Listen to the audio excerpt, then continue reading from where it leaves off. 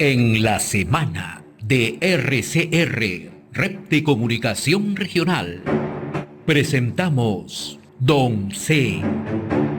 con César Zamora Bento.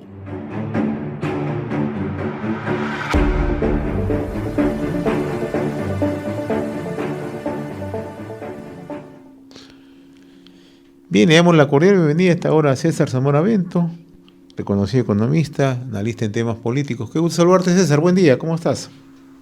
Muy buenos días, no sé si me escuchas. Yo sí te estoy escuchando.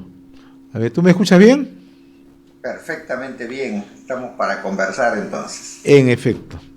¿Cómo estás mirando algunos temas de interés en el país, ¿no? Vamos partiendo por uno, ¿no? La inseguridad ciudadana, para luego le echamos una mirada a lo que está ocurriendo con Andrés Hurtado, no del lado de la farándula, sino de todo lo que va conociéndose en la investigación en curso. ¿Qué te parecen las medidas que ha adoptado el gobierno, César? Mira, lo más triste que puede suceder con este anuncio, que es un anuncio totalmente etéreo, totalmente gaseoso, que uno no sabe por dónde va la cosa, es que nuevamente se fracase, y el fracaso de las iniciativas anunciadas por el gobierno fortalece al crimen organizado.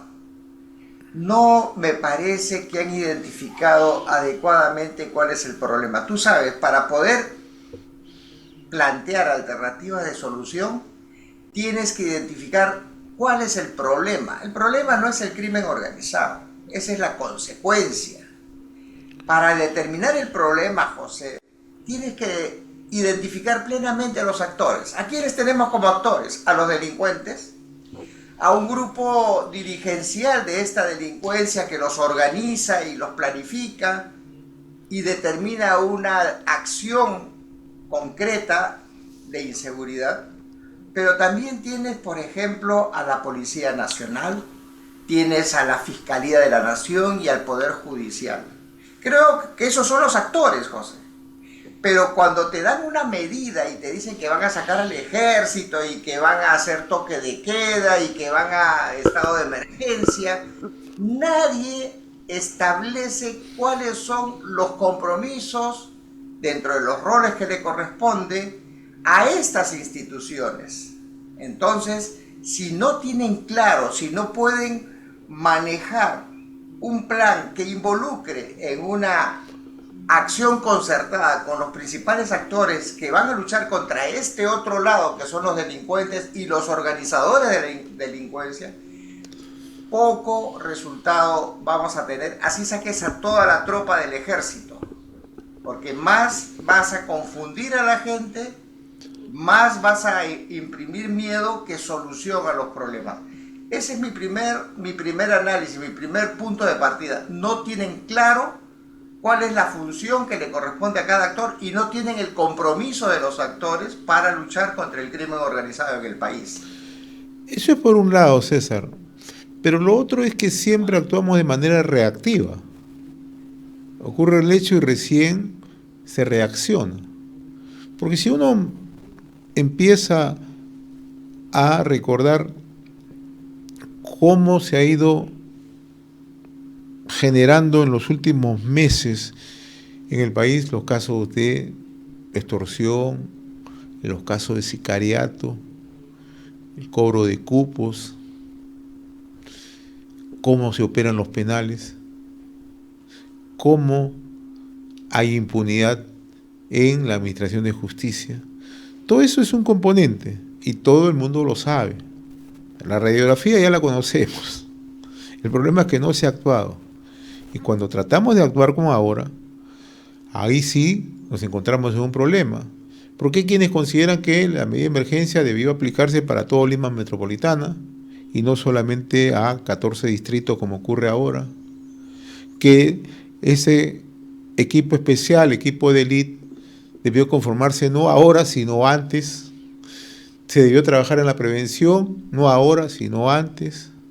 Ese proyecto de ley que tipifica terrorismo urbano debió trabajarse un marco legal precisamente para establecer de manera conjunta las acciones contra la inseguridad ciudadana y el marco legal. Nada de eso se ha hecho. Entiendo que esto genera mucha desconfianza, genera muchas dudas, y la población tiene razón, porque la población lo que quiere es vivir en tranquilidad, vivir con seguridad. ¿Qué acciones en esa medida debería tomar el gobierno? Y me estoy olvidando de algo: liderazgo, toma de decisiones, cosa que no está ocurriendo. Mira, nuevamente voy a retroceder a lo que te decía a un inicio. Tú puedes declarar estado de emergencia, puedes haber conformado un grupo de élite. Hablas de reacción. Es que no estamos reaccionando. Lo que están haciendo aquí es un manotazo de ahogado del gobierno que no sabe qué hacer. No tiene idea clara de cómo abordar el problema. Y por eso hacen acciones efectistas, como por ejemplo, oye, ¿de qué te sirve declarar en estado de emergencia toda Lima si la policía, que es el actuante, ¿no?, directo contra el crimen o los criminales, no encuentra un respaldo de la fiscalía? Por decirte algo, haces el esfuerzo, lo chapas en flagrancia y lo llevas, y el fiscal sencillamente, como no conoce el tema policial, lo deja ir, lo deja libre. Y en el caso de que la fiscalía lo tenga, viene un juez y evalúa, expurga y lo deja libre. Eso ha venido sucediendo, José. No estamos hablando de que este fenómeno es de ahorita. Claro. Este fenómeno tiene más de 10 años calando en la gente. El crimen siempre ha existido, pero calando en la magnitud, yo le calculo desde antes de la pandemia. Habían extorsiones. Empecemos la historia. En Trujillo, hace más de 15 años que existía esta situación. Y a Trujillo lo veíamos muy lejos, ¿no? Uy, Trujillo, sí, pues, qué bien que este general o este coronel haya formado un equipo élite para poder reducir... Que luego fue alcalde de Trujillo. Sí. Y luego fue alcalde, o sea, lo metieron preso y todas las cosas que conocemos. Pero el asunto, puedes hacer lo que tú quieras, el gobierno puede desgallitarse, sacarse la camiseta, sacarse el polo, salir a la calle, puede hacer todo el espectáculo que quiera, pero si no tiene coordinación con los que intervienen en la lucha contra el crimen, que te vuelvo a decir, por un lado está los delincuentes y los organizadores de la delincuencia, los planificadores, y por otro lado está el Estado, a través de la Policía Nacional, la Fiscalía y el Poder Judicial. Si esos tres, como hasta ahora, se están peleando quién es el que hace la investigación, quién es el que no, el Congreso de la República, que saca leyes que confunden más que dan aciertos, el liderazgo que mencionas por parte del Poder Ejecutivo, cero. O sea, ¿cree el ministro del Interior que levantando la voz, siendo atrevido con los periodistas, eso lo hace más ministro, eso lo hace más eficiente? Eso puede suceder en el cuartel, eso puede suceder en las barracas con sus subordinados, pero cuando se trata de establecer una confianza con la población, tiene que ser más fino y tiene que trabajar desde la Policía Nacional con la Fiscalía y con el Poder Judicial. Cualquier otra cosa es puro histrionismo, José, pura actuación política, demagógica también. O sea, siéntense y dennos a nosotros los ciudadanos, qué sé yo, una seguridad de que el sistema contra el crimen, que es policía, que es fiscalía, que es poder judicial, funciona articuladamente, armoniosamente. No lo veo. Yo particularmente, hoy por hoy, no veo que existen esas condiciones. Por lo tanto, cualquier aspavientos es solamente aspavientos. Y el otro elemento, César, que no se puede perder de vista es el tema de la corrupción. Todas las instituciones están plagadas de corrupción. Hay un pequeño grupo de policías que siempre están implicados en casos de corrupción. Ocurre lo propio en el Ministerio Público, ocurre lo propio en el Poder Judicial. Es decir, la Administración de Justicia está plagada de corrupción. ¿Qué hacemos ahí, por más coordinación que tengamos? ¿Cómo detectamos eso? Ahí entramos a este campo famoso de los de los caviares, ¿no? Se dice mucho, y yo creo que con bastante razón, que los caviares se han apoderado estratégicamente de la fiscalía, de cómo funciona la fiscalía. Y los caviares, llámese Gorriti, llámese toda esa manchita de la Católica, de la Pacífico, lo que hacen es, digamos, querer ser buenistas cuando un país necesita que funcionen las instituciones.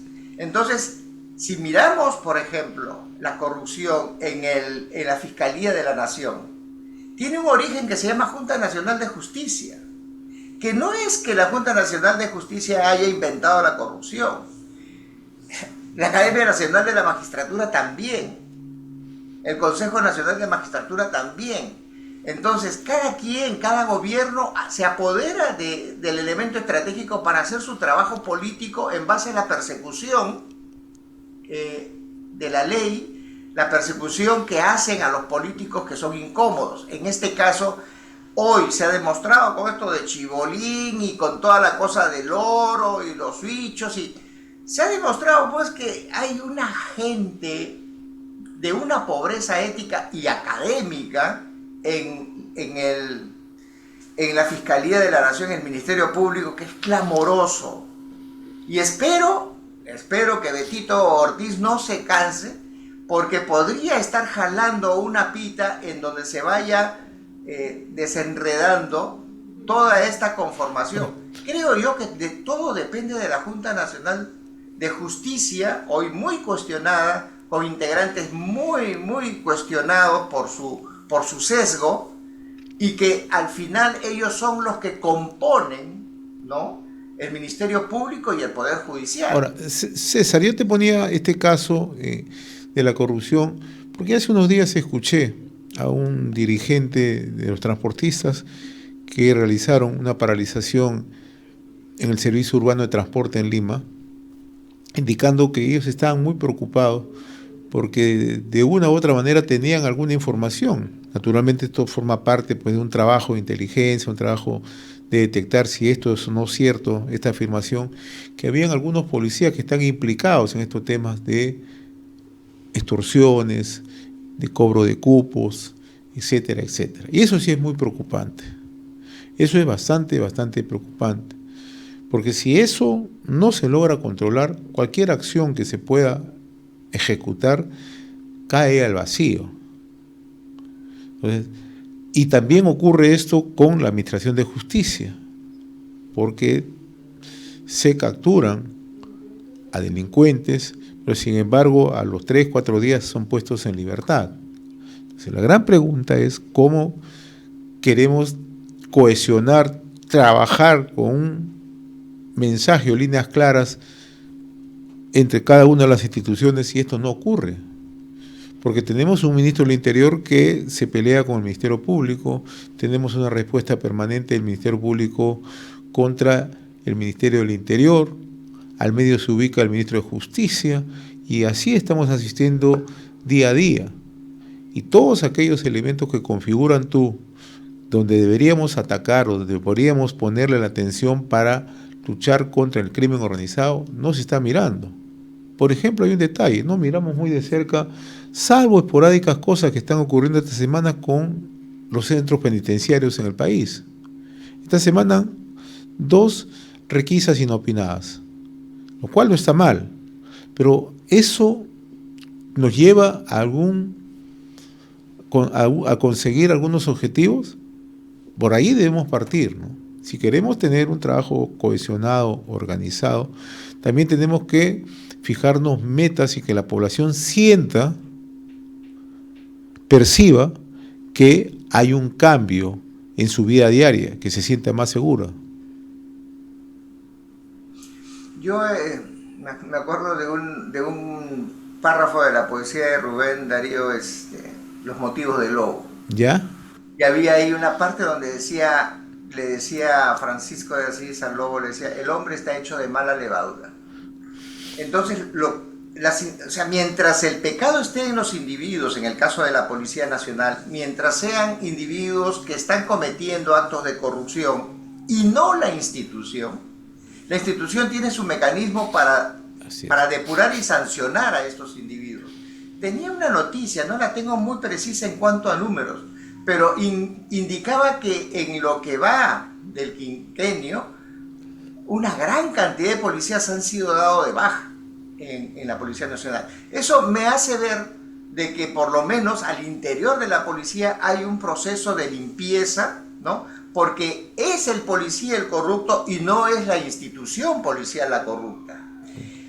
Caso contrario yo veo en la Fiscalía, porque en la Fiscalía tienes buenos fiscales que no destacan, hay malos fiscales, pero tienes una cúpula que convive con estas acciones oscuras, desde el fiscal de la nación, que por ejemplo no se atreve o que se demora o que titubea en cuanto a casos emblemáticos que no le conviene tocar, pero sí es muy ágil cuando la consigna viene de un amigo, de una institución de legal, de derecho legal, que le ordena y lo mangonea por uno y por otro lado. Entonces, cuando yo veo que la institución está siendo manejada por individuos de escasa catadura moral y que tienen una agenda, eso sí me preocupa. Eso sí me preocupa. Y cuando yo veo que la institución llamada a corregir esos defectos desde la cúpula de, por ejemplo, el Ministerio Público, como es la Junta Nacional de Justicia, callan, tienen sus propios problemas, tienen sus propias calaveras dentro del closet y sencillamente no está reparando. Entonces, voy a redondear el asunto.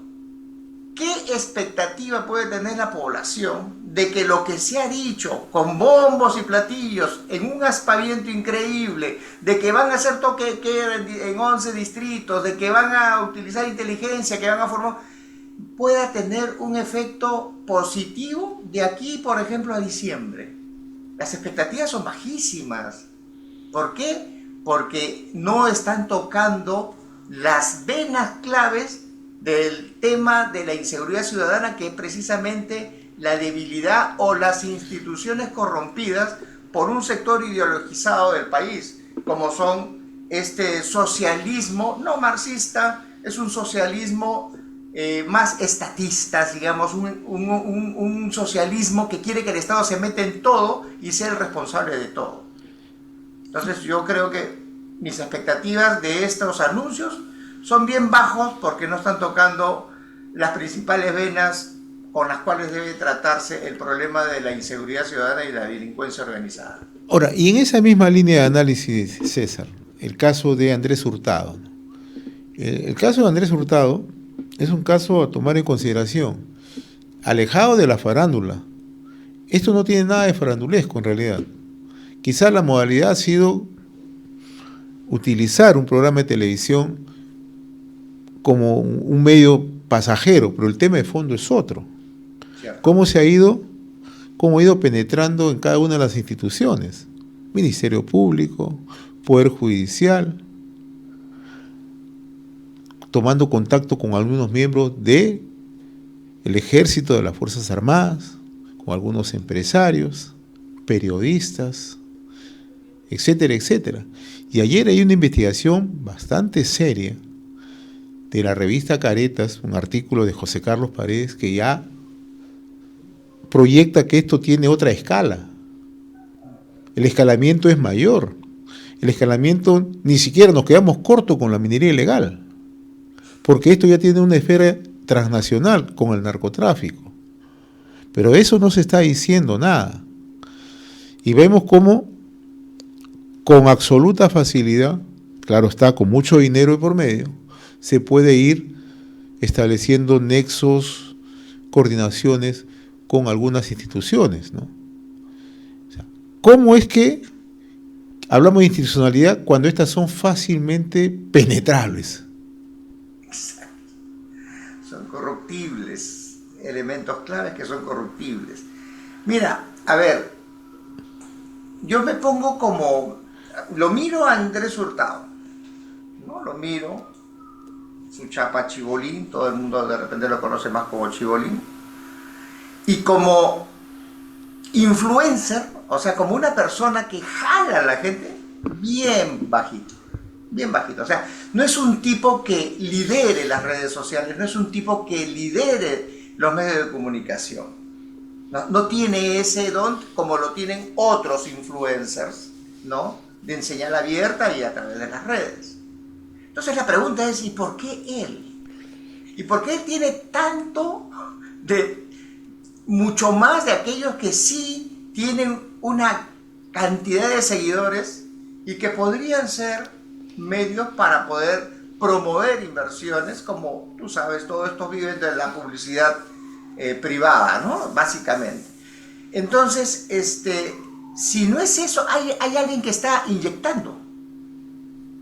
Él se ufana de tener ingresos por 100.000 soles mensuales, a veces dijo 300.000, o sea, eso de allí, hay empresas que pueden poner en un programa como la de Chibolín, sabiendo que no tiene ningún nivel de llegada, o lo están manteniendo en un nivel camuflado para poder hacer la bisagra entre el delito y las instituciones públicas. Entonces yo creo que es lo segundo.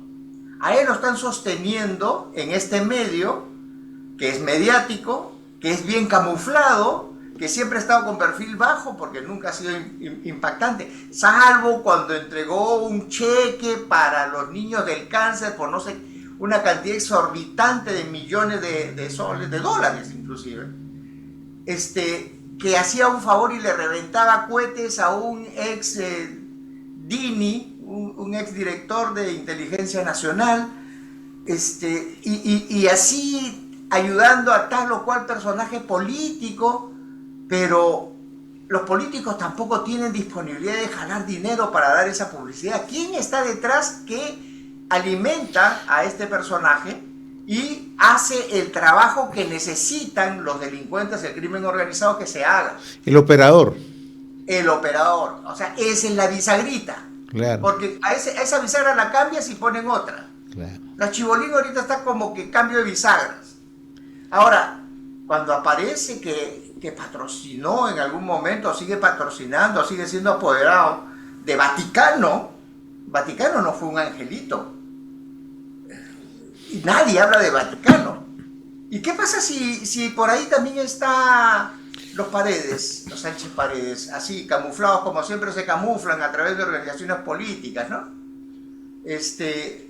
No sé, yo creo que a Chibolín se le acabó la estrella y él no es el problema. Él le cambia la bisagra y sigue, el problema continuará. Hay que atacar. ¿Y dónde está? Y eso ya no es solamente inteligencia, también es decisión política para acabar con esta mafia. La decisión política viene desde el gobierno central, desde el Ministerio del Interior, y yo creo que ahí es donde titubean, porque seguramente hay mucho rabo de paja en algunos actores políticos y por eso andan medios cuidadosos. Por eso a Beto Ortiz le ha venido un cargamontón muy particular por sacar un tema que debería ser anecdótico, si se quiere, dentro de la farándula, pero no, pues. No. Esto no tiene nada de farandulesco. No nada. Es farándula, como tú muy bien has mencionado, nada es farándula. O sea, lo que pasa es que se ha utilizado un set de televisión, un programa de televisión, y a partir de ahí se ha querido establecer un caparazón, pero no es eso. El tema es otro. El tema reventó y ha reventado en distintas esferas.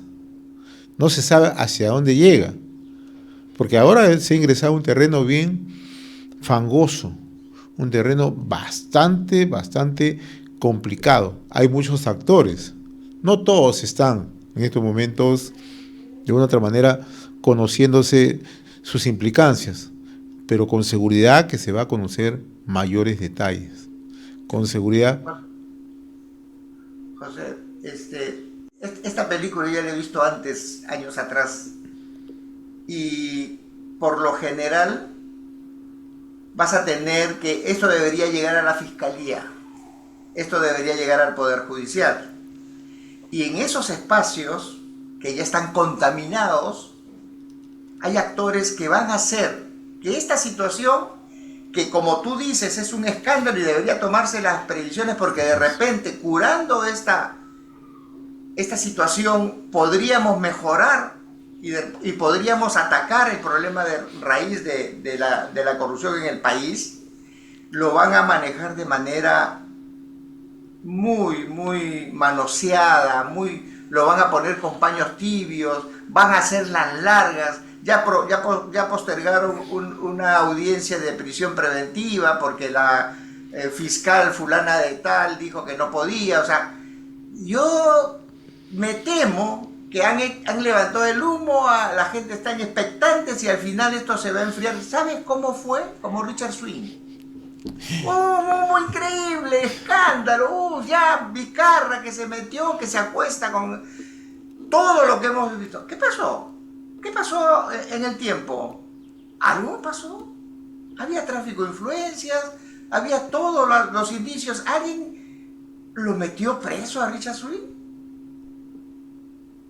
Entonces, sería muy lamentable que en una situación, en un trabajo tan profundo como el periodístico que se ha hecho, y la colaboración intelectual y de investigación como la de Carlos Paredes, me daría mucha tristeza que todo ese esfuerzo caiga en saco roto, no porque haya debilidad en el trabajo de investigación, sencillamente porque eso va a entrar a un túnel de corrupción que se llama Fiscalía y Poder Judicial, y ahí se va a desvanecer todas nuestras expectativas de que se haga justicia y se encuentre el origen del crimen y de la corrupción en el país.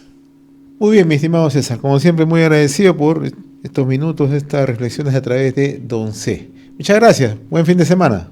Gracias a ti, buen fin de semana. Era nuestra secuencia Don C con César Zamora Bento en La Semana en RCR. Don C con César Zamora Bento.